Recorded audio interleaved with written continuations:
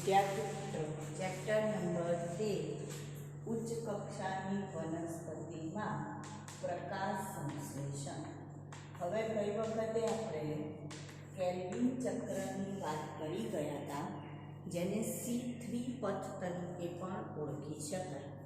હવે આપણે આગળ વાત કરવાની છે C4 પરિપથ અથવા તો C4 પથ, જેને હેજ સ્લેક પથ તરીકે પણ ઓળખવામાં આવે છે. હેજ સ્લેક પથ અથવા તો એને આપણે કહીશું કે શેરડીના પર્ણમાં થતો પ્રકાશ સંશ્લેષણની પ્રક્રિયાનો પથ. શેરડીના પર્ણમાં જોવા મળે અથવા તો ઉષ્ણકટિબંધમાં અથવા એકદળી વનસ્પતિમાં. તો ઉષ્ણકટિબંધમાં એકદળી વનસ્પતિમાં જોવા મળતી પ્રક્રિયા અથવા તો જોવા મળતો પથ.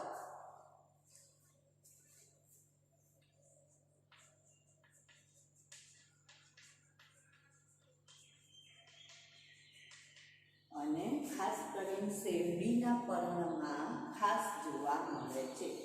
તેના પર્ણમાં શેરડીના પર્ણમાં અથવા મકાઈના અથવા જુવારના પર્ણમાં. શેરડી, મકાઈ અથવા જુવારના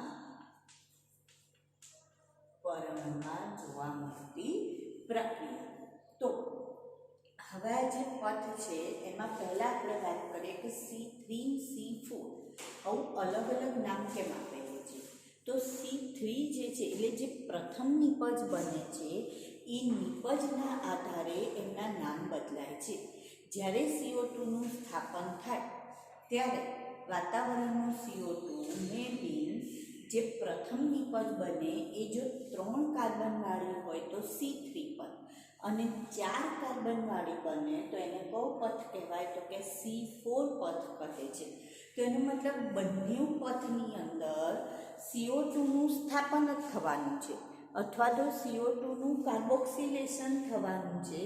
એના જ બંને પથ છે, પણ એકમાં નિપજ જે બને છે એ 3 કાર્બનવાળી બને છે, જ્યારે એકમાં જે નિપજ બને છે કેટલા કાર્બનવાળી બને છે? 4 કાર્બનવાળી બને છે. માટે એને અલગ અલગ નામ આપેલા છે. બીજું, C3માં ખાલી મધ્યપર્ણના કોષો ભાગ લે છે, જ્યારે અહીંયા મધ્યપર્ણ અને પુલકંચુકના કોષો ભાગ લેતા હોય છે. કોના કોના? મધ્યપર્ણ અને પુલકંચુકના કોષો ભાગ લે છે. તો આ જે પુલકંચુકના કોષ એટલે કેવા કોષ? તો આપણે એવું કહું હતું કે જે વાહીપુલ હોય એ વાહીપુલની આજુબાજુ જે સ્તંભાકાર કોષો આવેલા હોય અને એની અંદર ઘણા બધા હરિતકણ હોય છે. આ જે સ્તંભાકાર કોષ છે એની અંદર ઘણા બધા હરિતકણ હોય. હવે એમાં આ જે કોષો છે એમાં એવું કહેવાય છે કે જે જાડી કોષ દિવાલ ધરાવતા હોય છે, એટલે વાત વિનિમય માટે કેવા છે? તો કે અપ્રવેશી હોય છે ને એમાં આંતરકોષીય અવકાશ હોતો નથી, એટલે આને પુલકંચુકીય કોષો કહેવાય. એટલા માટે એમાં હરિતકણની સંખ્યા કેવી છે? તો કે વધારે પ્રમાણમાં હરિતકણ હોય છે.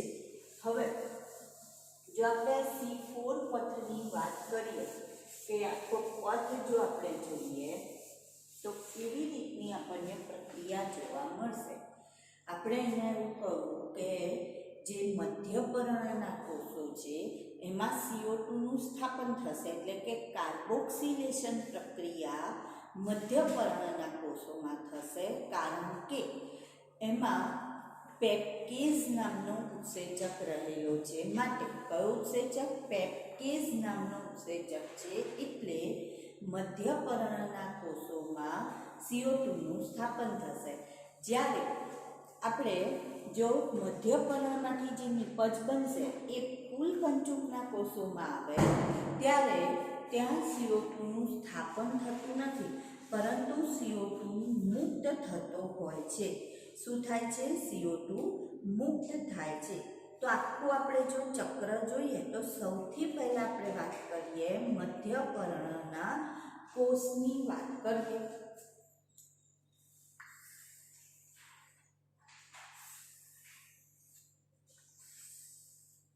તો આ રીતના આપણે જોઈએ કે મધ્યપર્ણનું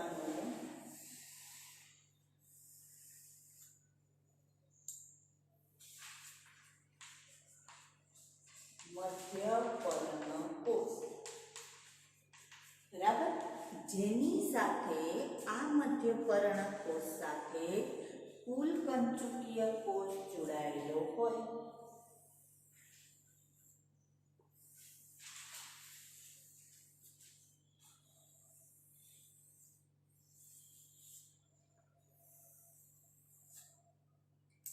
કયો કોષ જોડાયેલો છે એની સાથે?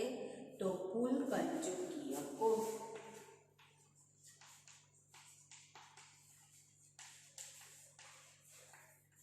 હવે આની અંદર જ્યારે એકમાંથી બીજામાં નિપજની આપ-લે થવાની હોય તો એના માટે કોષરસ તંતુ દ્વારા અથવા જે આપણે કોષરસીય તંતુ માર્ગ કહીએ છીએ, જેને પ્લાઝ્મા ડેસ્માટા તરીકે ઓળખાય, એવા માર્ગ દ્વારા આપ-લે થશે.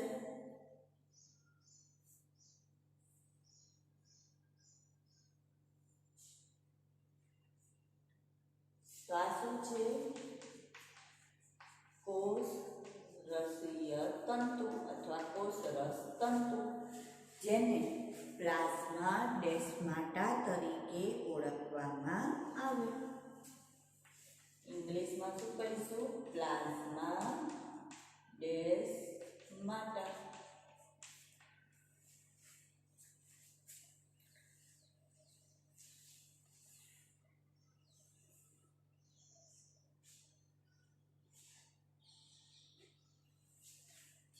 હવે સૌથી પહેલા જે વાતાવરણનો CO2 છે એ CO2 એ ફોસ્ફોઇનોલ પાયરુવેટ સાથે જોડાય છે. કોની સાથે જોડાય છે? ફોસ્ફોઇનોલ પાયરુવેટ. એની સાથે કોણ જોડાય છે? તો કે વાતાવરણનો CO2.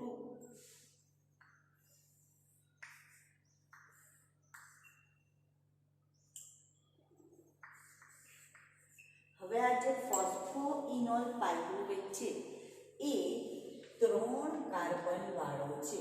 કેટલા કાર્બન વાળો? 3 કાર્બન વાળો. PEP નું નામ શું થાય? ફોસ્ફોઇનોલ પાયરુવેટ અથવા પાયરુવિક એસિડ, જે વાતાવરણના CO2 સાથે જોડાય છે. તો આ છે 3 કાર્બન વાળું અને 1 કાર્બન CO2 નો જોડાય તો જે નિપજ બને છે એ છે ઓક્ઝેલો એસિટિક એસિડ. ઓક્ઝેલો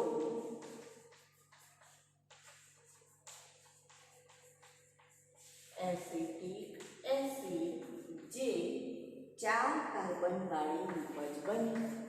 કેટલા 4 કાર્બન વાળી નિપજ બની? 4 કાર્બન વાળી નિપજ બની.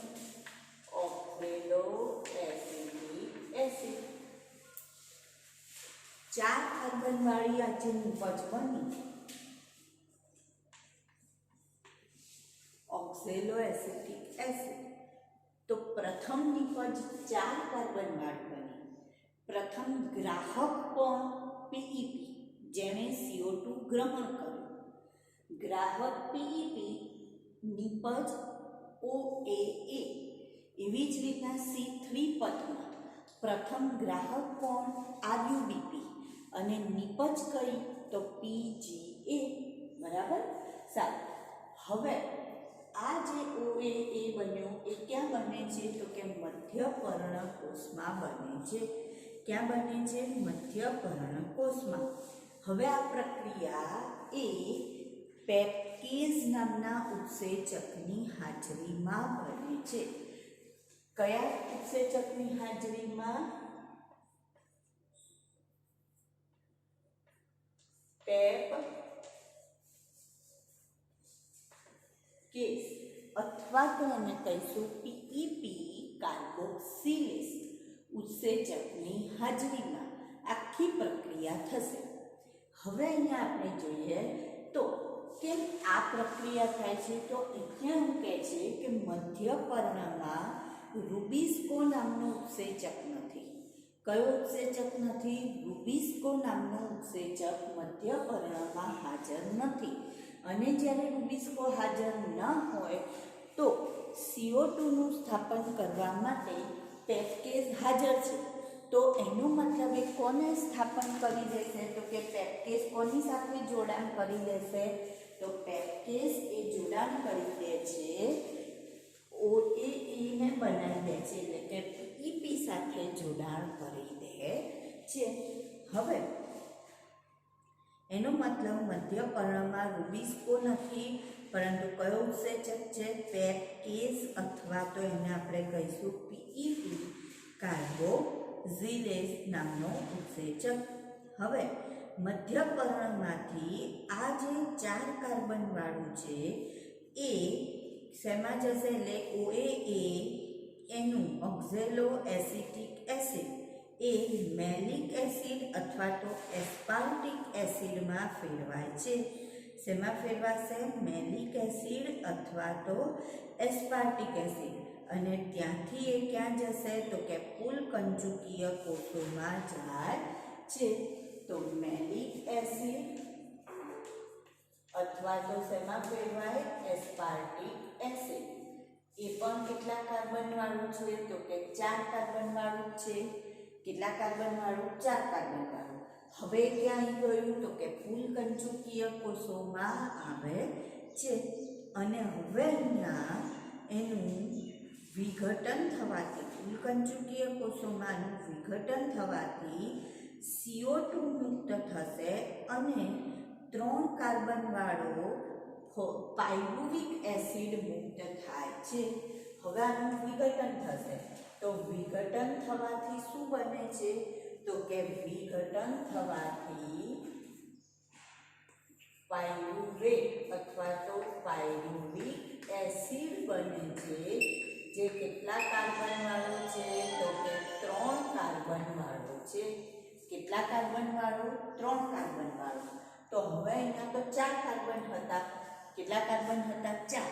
તો 4 માંથી એક કાર્બન શું થાય છે? છૂટો પડે છે. હવે આ કાર્બન ક્યાં જતો રહેશે? તો કે આ કાર્બન કેલ્વિન ચક્ર માટે વપરાય છે. કેમ? કારણ કે અહીંયા એને રૂબિસ્કો ઉત્સેચક, બહુ બધા રૂબિસ્કો ઉત્સેચક છે અને પેપકેઝનો અભાવ છે. તો અહીંયા કયું ચક્ર ફરશે? તો કે અહીંયા હવે કેલ્વિન ચક્ર ફરે છે. અહીંયા શું થશે? આ શેમાં જશે? કેલ્વિન ચક્રમાં. કેમ કેલ્વિન ચક્રમાં જાય છે? કારણ કે એને કયો ઉત્સેચક મળે છે? રૂબિસ્કો ઉત્સેચક મળ્યો એટલે એ કેલ્વિન ચક્રમાં જશે. જ્યારે 3 કાર્બન વાળો જે પાયરુવિક એસિડ છે એ ફરી પાછો પુલ કંચુકીય કોષોમાંથી ક્યાં આવે છે? મધ્યપર્ણ કોષોમાં. અને ફોસ્ફેટ સાથે જોડાય છે એટલે શું બને છે? ફોસ્ફોઇનોલ પાયરુવેટ બને છે. ફરી પાછો એટલે કે એનો મતલબ ફોસ્ફોઇનોલ પાયરુવેટનું શું થયું? અથવા ફોસ્ફોઇનોલ પાયરુવિક એસિડનું પુનઃસર્જન થઈ જાય છે. અને પુનઃસર્જન થવાથી ફરી પાછો મધ્યપર્ણના કોષોમાં આપણને પ્રાપ્ત થઈ જાય છે. તો આ રીતના આ ચક્ર ચાલે જ રાખે. મધ્યપર્ણ પુલકંચુક, મધ્યપર્ણ પુલકંચુક.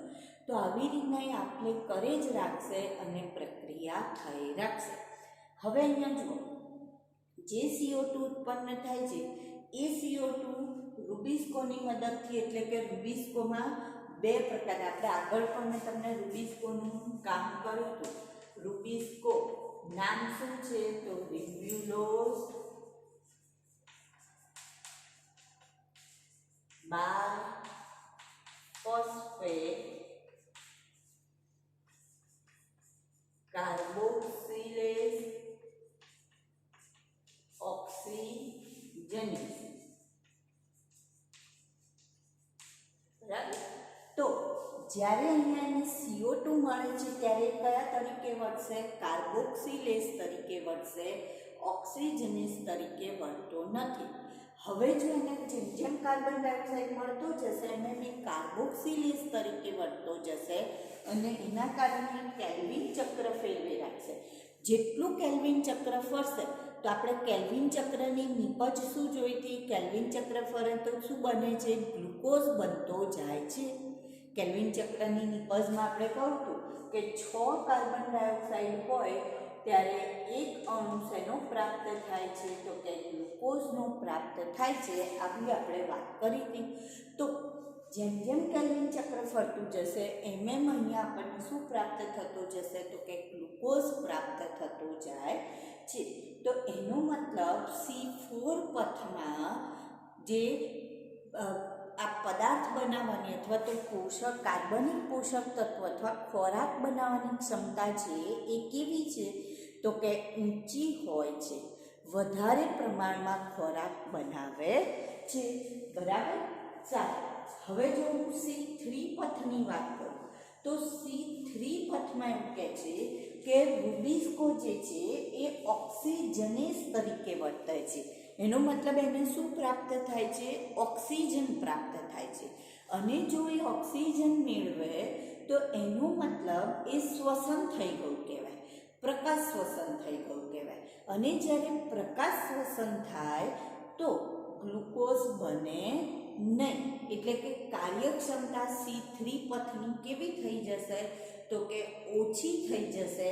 જ્યારે C4 પથની કાર્યક્ષમતા કેવી થઈ જાય છે? ઊંચી થઈ જાય છે. એવી જ રીતના તીવ્ર CO2 અથવા વધુ CO2 હોય અથવા વધુ પ્રકાશ મળે એમ એમ વધુ ખોરાક બનાવવાની પ્રક્રિયા થઈ રાખશે. જ્યારે C3માં જો વધુ પ્રકાશ મળે અથવા તો વધુ CO2 મળે તો પણ ખોરાક બનવાની પ્રક્રિયા થતી નથી. તો એમાં કેમ નથી થતી? ઓછી થાય છે. C4 કરતાં C3ની કાર્યક્ષમતા ઊંચી છે. એનું કારણ શું? આપણે જ્યારે 11મું ચેપ્ટર ભણ્યા હતા ત્યારે આપણે આવું વાક્ય આવતું હતું 12મા ચેપ્ટરમાં કે C4 કરતાં C3ની કાર્યક્ષમતા ઓછી હોય છે. C3ની ઓછી, C4ની વધારે. તો C4 વધારે કેમ? કારણ કે પ્રકાશ શ્વસન અહીંયા થતું નથી. અને પ્રકાશ શ્વસન ન થાય તો વધુ પ્રમાણમાં શું ઉત્પન્ન કરી શકે? ગ્લુકોઝ ઉત્પન્ન કરી શકે છે. તો હવે આપણે પ્રશ્ન આવે કે પ્રકાશ શ્વસન એટલે શું? આપણો પ્રશ્ન શું આવે છે? પ્રકાશ શ્વસન એટલે શું? તો જે શ્વસન હરિતકણમાં અને પ્રકાશની હાજરીમાં થાય એને શું કહેવાય? પ્રકાશ શ્વસન. જે શ્વસન હરિતકણમાં અને પ્રકાશની હાજરીમાં થાય એને આપણે શેના તરીકે ઓળખીએ છીએ? પ્રકાશ શ્વસન તરીકે ઓળખીએ છીએ. બરાબર. ચાલો હવે અહીંયા જ્યારે આપણે એવું કહ્યું હતું કે C4 પથમાં આપણે શું કહ્યું કે હરિતકણમાં CO2નું સંકેન્દ્રણ શું થતું જશે? વધતું જશે. કાર્બન સ્થાપનની જૈવ સંશ્લેષણ ક્રિયા છે એટલે વધુ CO2 મળતા વધુ ખોરાક પ્રાપ્ત થાય છે. વધુ ખોરાક આપણને અહીંયા પ્રાપ્ત થશે. હવે જો આપણે પ્રકાશ, તો હવે આપણે આગળ પહોંચી જઈએ પ્રકાશ શ્વસનની વાત પર આવી જઈએ. બરાબર. તો પ્રકાશ શ્વસન માટે જો આપણે વાત કરીએ તો એને C2 પથ તરીકે પણ ઓળખાય.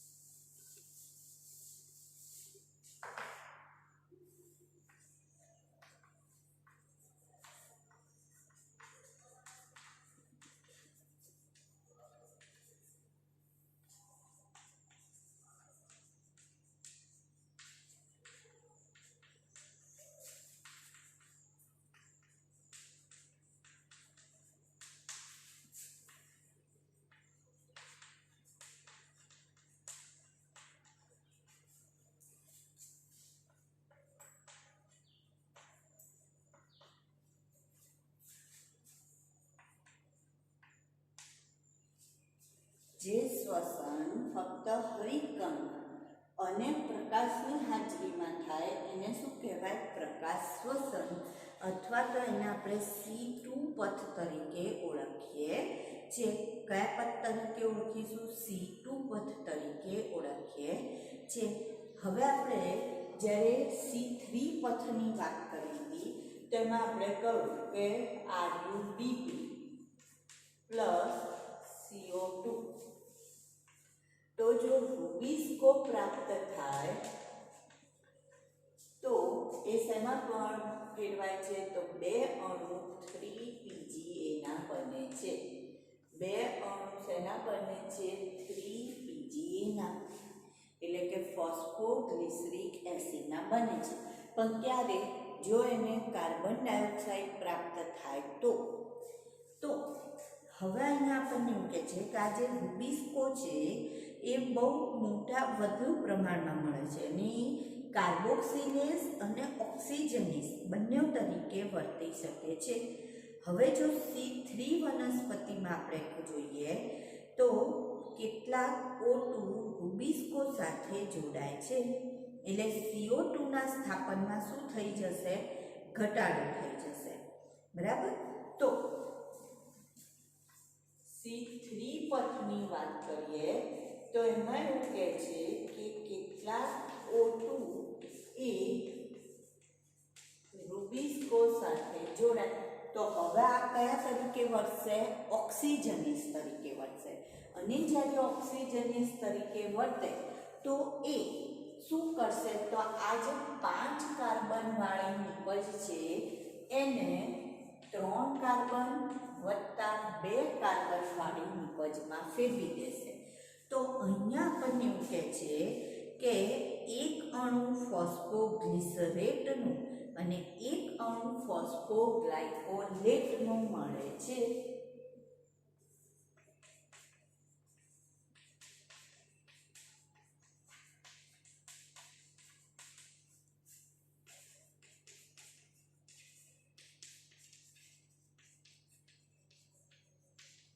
આને PGA કહીશું. હવે જે PGA છે એ તો ક્યાં જતો રહેશે? તો કે એ તો ગોળ ફરીને કેલ્વિન ચક્ર ફેરવશે જ. બરાબર. PGA માંથી શું બનશે? તો કે PGA જે નિપજ બની એમાંથી પછી PGA માંથી શું બને?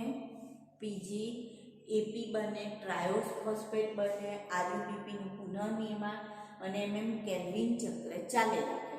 પણ હવે આ જે ફોસ્ફોગ્લાયકોલેટ બન્યો એ ફોસ્ફોગ્લાયકોલેટ જે છે એ ક્યાં જાય છે? તો કે પ્રકાશ શ્વસનની પ્રક્રિયામાં આખું ફરશે.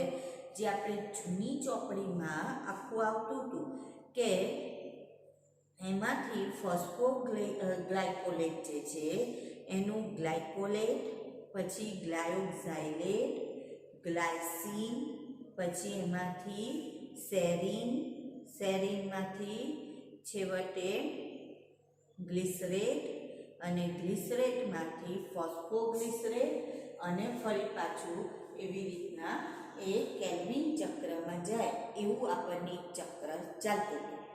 જ્યારે અહીંયા આપણને આપણી ચોપડીમાં એવું કશું આપ્યું નથી. તો અહીંયા આપણને એવું કહે છે કે આનું નિર્માણ થશે. તો આ જે પ્રકાશ શ્વસન થયું તેના અંતે અહીંયા આપણને આ જે ફોસ્ફોગ્લાયકોલેટ બને છે એટલે એનો મતલબ એના અંતે શર્કરાનું નિર્માણ થતું નથી, પરંતુ એટીપીનો વપરાશ થશે. એટીપીનું સંશ્લેષણ પણ નથી થતું, એટલે કે એટીપી પણ બનતો નથી. તો શું બને છે? તો કે એટીપીનો ઉપયોગ થાય છે અને CO2 મુક્ત થાય છે. આમાં શું થશે? તો કે આ તો શ્વસનની પ્રક્રિયા છે ને, તો શ્વસનમાં શું થાય? O2 લેવાય અને CO2 મુક્ત થાય અને એ દરમિયાન શક્તિનો શું થશે? તો કે વપરાશ થશે. શક્તિનો શું થાય? વપરાશ થાય. કારણ કે આ એક પ્રકારનું શું છે? શ્વસન છે. તો શક્તિનો વપરાશ થશે અને CO2 મુક્ત થતો હોય છે. CO2 શું થશે? મુક્ત થશે. હવે જો C4 વનસ્પતિ જોઈએ તો C4 માં એવું કહે છે કે પ્રકાશ શ્વસન થતું નથી. કેમ? તો જે તંત્ર છે એ CO2નું પ્રમાણ, ઉત્સેચકની નજીકનું જે તંત્ર હોય એ CO2નું પ્રમાણ વધારી દે, અને જ્યારે CO2નું પ્રમાણ વધી જશે તો રૂબિસ્કો કયા તરીકે કામ કરશે? કાર્બોક્સિલેઝ તરીકે કામ કરશે. અને જો એ કાર્બોક્સિલેઝ તરીકે કામ કરે તો એ શું કામ કરશે? તો કે એ પ્રકાશ શ્વસન કરશે નહીં, અને આ પ્રક્રિયા ચાલે રાખશે. એટલે C4 પદ C3 પદ ચાલે રાખશે. બરાબર. તો C4 માં પ્રકાશ શ્વસન થતું નથી, એનો મતલબ એમાં ઉત્પાદકતા અને ઉત્પાદન વધુ સારું હોય છે.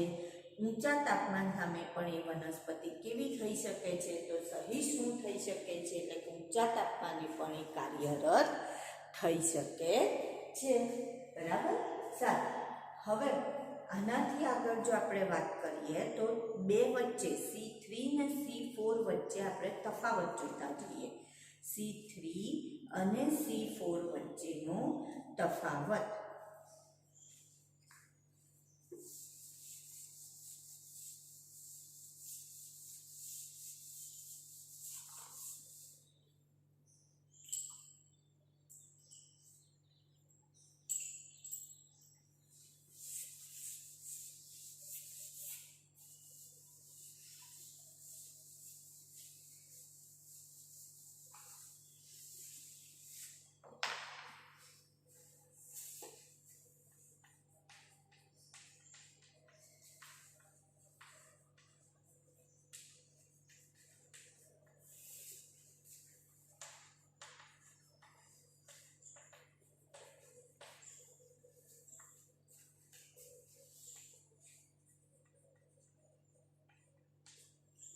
સૌથી પહેલા આપણે વાત કરીએ ઉદાહરણની.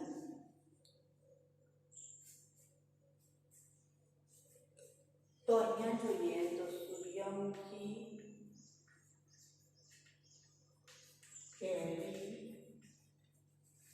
કોળ અથવા એને પમ્પકિન પણ કહેવાય, અને કેટલીક દ્વિદળી વનસ્પતિ, બધી નહીં પણ કેટલીક દ્વિદળી વનસ્પતિના પર્ણો.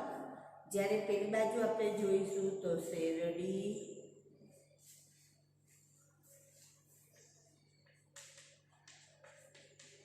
મકાઈ,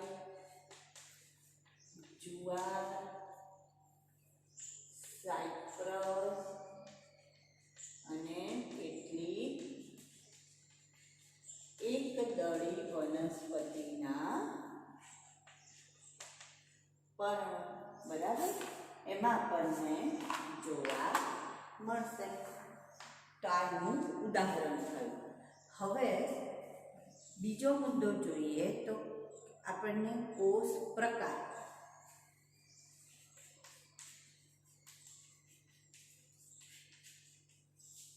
તો C3 વનસ્પતિમાં મધ્ય પર્ણમાં પ્રક્રિયા થશે, જ્યારે C4 માં મધ્ય પર્ણ અને પુલકંચુક, મધ્ય પર્ણ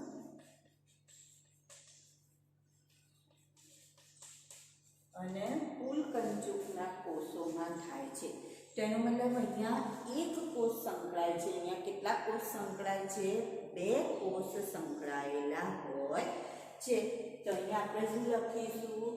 કેટલો કોષ સંકળાય છે? એક. અહીંયા કેટલા સંકળાય છે?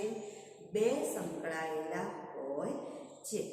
પછી ક્રેન્સ પેશી ગોઠવણી, ક્રેન્સ પેશી રચના. હવે આ ક્રેન્સ પેશી રચના કોને કહેવાય? તો જ્યારે વાહીપુલની આજુબાજુ જો પુલકંચુકના કોષો આવેલા હોય તો એને ક્રેન્સ પેશી રચના કહેવાય.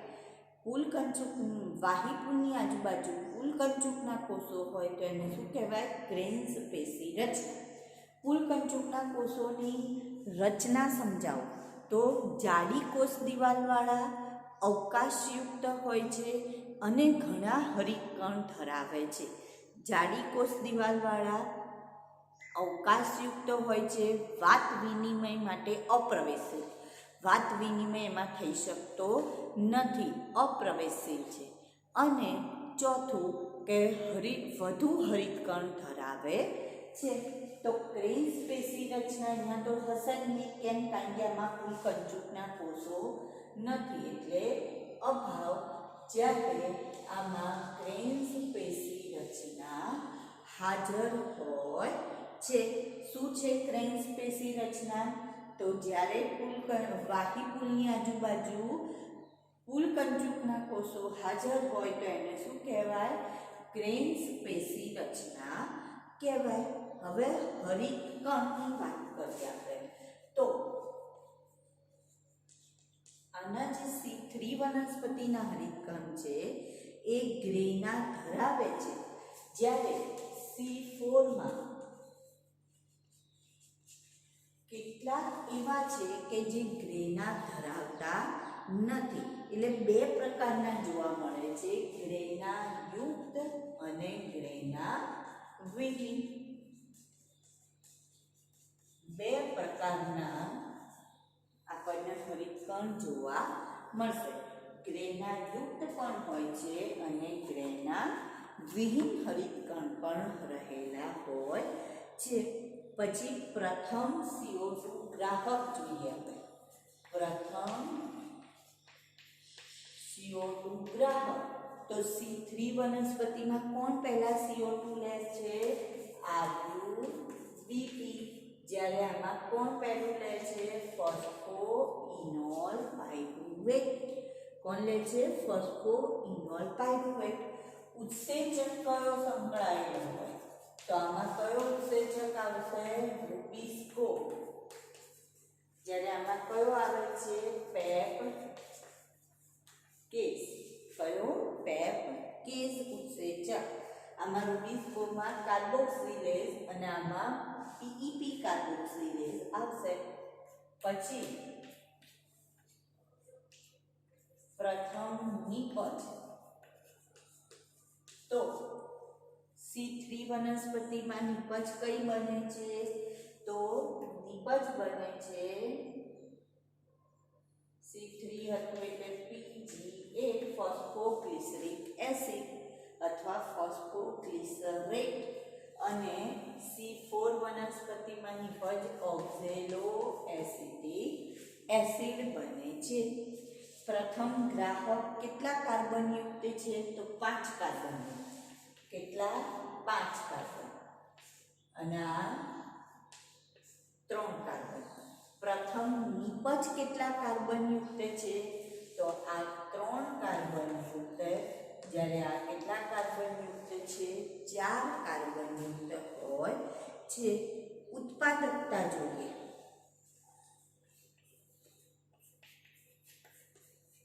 ઉત્પાદકતા. તો આની ઉત્પાદકતા કેવી છે? ઓછી અથવા તો નીચી, અથવા તો એને આપણે સામાન્ય કહીશું. જ્યારે C4માં ઉત્પાદકતા કેવી છે? ઊંચી. કેમ ઊંચી છે? કારણ કે પ્રકાશ શ્વસન થતું નથી.